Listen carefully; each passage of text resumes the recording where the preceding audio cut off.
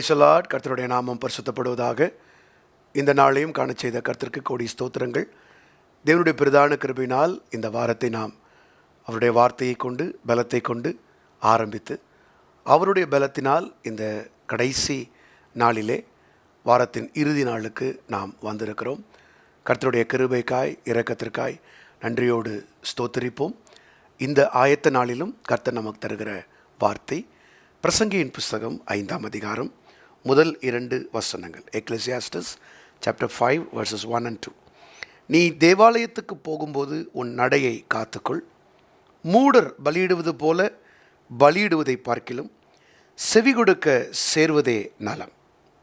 தாங்கள் செய்கிறது தீமை என்று அறியாதிருக்கிறார்கள்.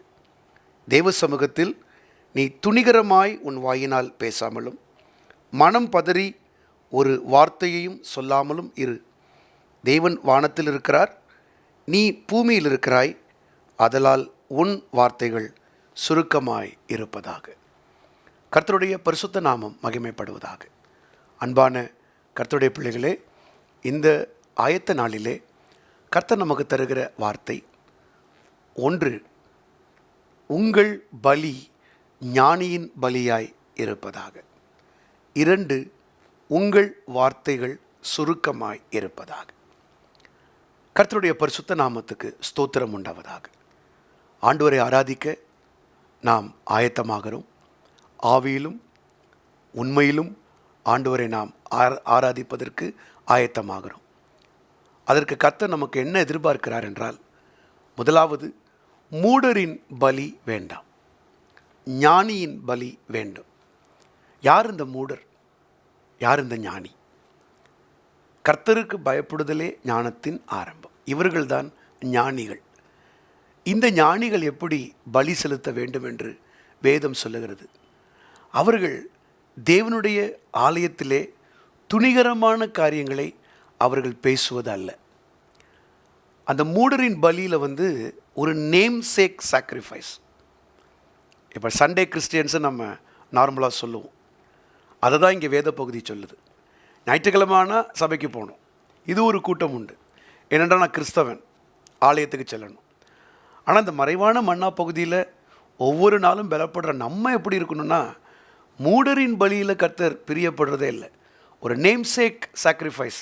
நான் போனேன், ஒரு 3 பாட்டு பாடுவாங்க, அப்புறம் எளிமினிக்க சொல்லுவாங்க, அப்புறம் ஒரு காணிக்க பாட்டு பாடுவாங்க, அதுக்கப்புறம் ஒரு வசனம் சொல்லுவாங்க, செய்தியை கேட்போம், வருவோம். இது அல்ல.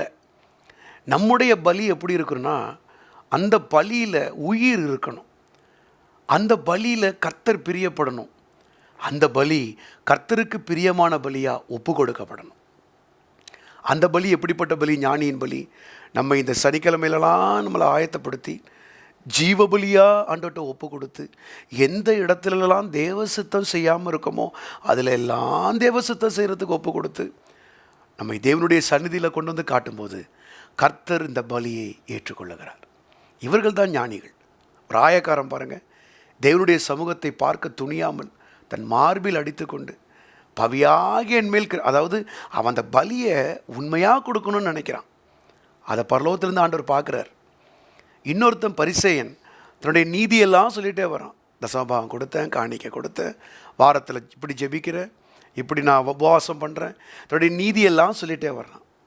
அப்போ அந்த மூடரின் பலியில் கர்த்தர் பிரியப்படலை, அந்த ஞானியாக இருக்கிற ஆயக்காரரின் பலியில் கர்த்தர் பிரியப்படுறாரு. நம்முடைய பலி முதலாவதாக அது ஞானியின் பலியாய் இருக்க ஆயத்தமாகும். 2வது, தேவ சமூகத்தில் நிறைய கேட்போம், லிசன் நிறையா பண்ணணும், கவனித்து கேட்கணும். அதிகமாக நம்ம பேசுகிறத விட கர்த்தரிடத்தில் என்ன பேசுகிறார், எதெல்லாம் என்னை மாற்ற சொல்கிறார், எதெல்லாம் என்னை மாற்ற சொல்கிறாரு, எதெல்லாம் நான் மாற போகிறேன், இதுக்கு என்ன ஆயத்தப்படுத்துவோம். கேட்பதற்கு தீவிரமாக இருக்க நம்மை ஆயத்தப்படுத்துவோம். நம்முடைய வார்த்தைகளை சுருக்கி கொள்ளுவோம். நம்முடைய இருதயத்தையும் செவியையும் நாம் சாய்த்து, ஆண்டவர் என்ன எனக்கு சொல்ல போகிறாரு அதை நாம் பெற்றுக்கொண்டு அந்த வாரம் முழுவதும் நடக்க நம்மை ஆயத்தப்படுத்துவோம். மூடரின் பலியாய் இல்லாமல் ஞானியின் பலியாய் நம்மை ஒப்பு கொடுக்க ஆயத்தமாகவும், அதிகம் பேசாமல் அதிகம் கேட்பதற்கு நம்மை ஒப்பு கொடுப்போம். இந்த ஆயத்தத்தோடு ஞாயிற்றுக்கிழமை தெய்வ சமூகத்துக்கு வாங்க. கொடம்பாக்கத்தில் சாரோன் பெந்தேகோஸ்தே சபையில் 5, 7, 9 3 ஆராதனைகள் காலையிலும், மாலை ஆராதனை 6:30க்கும் உண்டு. வாருங்கள், பங்கு பெறுங்கள். காலை 3வது ஆராதனை 9 மணி ஆராதனை. அது பைலிங்குவல் சர்வீஸ், இங்கிலீஷ்லேயும் அதில் இருக்கும். ஆங்கிலம் தெரிந்த நபர்களுக்கும் அறிமுகப்படுத்துங்கள். நீங்கள் தூரமாக இருப்பீர்களே ஆனால் பக்கத்தில் இருக்கிற, அருகில் இருக்கிற ஒரு நல்ல ஆவிக்குரிய சபைக்கு சென்று வார்த்தையை கேளுங்கள். உங்களை ஐக்கியப்படுத்திக் கொள்ளுங்கள். கர்த்தர் நம்மோடு இடைபடுவாராக. ஆமென். ஜெபிப்போமா. பிதாவே, இந்த நாளிலும் எங்களுக்கு கொடுத்ததான இந்த ஆயத்தத்திற்காய் ஸ்தோத்திரம். ஆண்டவரே, நாங்கள் ஞானியின் பலியை செலுத்த, மூடரின் பலியாய் செலுத்தாதபடிக்கு இன்றைக்கு நாங்கள் எங்கள் ஆவியாத்துமா சரீரத்திலே ஒரு ஆயத்தத்தை பெற்றுக்கொள்ள, ஒரு ப்ரிப்பரேஷனை, ஒரு பரிசுத்தமாகுதலை, ஒரு காத்திருப்பை கர்த்தருடைய பிள்ளைகளுக்கு தருவீராக. ஆயத்தமாக்கப்பட்ட பலியின் மீது நீர் விருப்பப்படுகிறீர் ஆண்டவரே. அது நம்முடைய பிள்ளைகள் பெற்றுக்கொள்ள உதவி செய்யும். இன்னும் அதிகமாய் கேட்க, பேசுவதிலே கவனம் செலுத்தாமல் கேட்பதிலே கவனம் செலுத்த நம்முடைய பிள்ளைகளுக்கு கர்த்தர் கிருபை தருவீராக. இப்படிப்பட்ட ஆயத்தத்தை இந்த நாளிலே கர்த்தர் எங்களுக்கு தருகிறபடியால் உமக்கு ஸ்தோத்திரம், ஸ்தோத்திரம், ஸ்தோத்திரம். துதிகன மகிமையெல்லாம் உமக்கு நாங்கள் செலுத்துகிறோம். இயேசுவின் பொன்னான நாமத்தில் கேட்டுக்கொள்கிறோம் நல்ல பிதாவே. ஆமென், ஆமென், ஆமென். God bless you. கர்த்தர் தாமே உங்களை ஆசீர்வதிப்பாராக. நாளைய தினத்தில் கர்த்தருக்கு சுத்தமானால் அவருடைய ஆலயத்தில் சந்திப்போம். அதுவரைக்கும் தேவ கிருபை உங்களை தாங்குவதாக. ஆமென்.